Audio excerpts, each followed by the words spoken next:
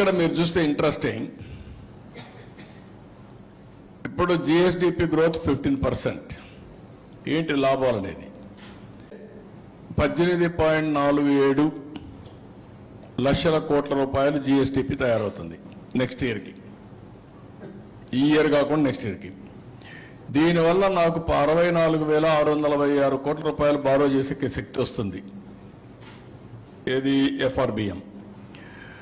దీనివల్ల ఆదాయం నాకు స్టేట్ రెవెన్యూ 1,20,056 కోట్ల రూపాయల ఆదాయం వస్తుంది. టోటల్ రిసోర్సెస్ ఫర్ దీనికి 1,84,703 కోట్లు వస్తుంది. అంటే మీరు ఈ గ్రోత్ గాని సాధిస్తే 20,645 కోట్ల రూపాయలు అదనంగా నాకు వస్తుంది ఎవ్రీ ఇయర్. అక్కడ దీనికంటే ముందు ఒకసారి వెళ్ళు.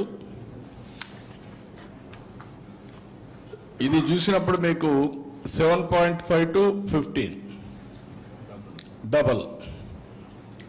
$10,384 నుంచి $45,787, 4.5 times.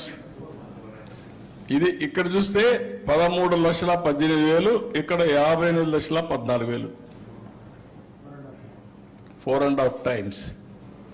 అంటే ఒక్క డబుల్ గాని చేస్తే 4.5 times ఇన్కమ్ 2047. ఈ సినారియోలు 7.5, 10, 12.5, 15.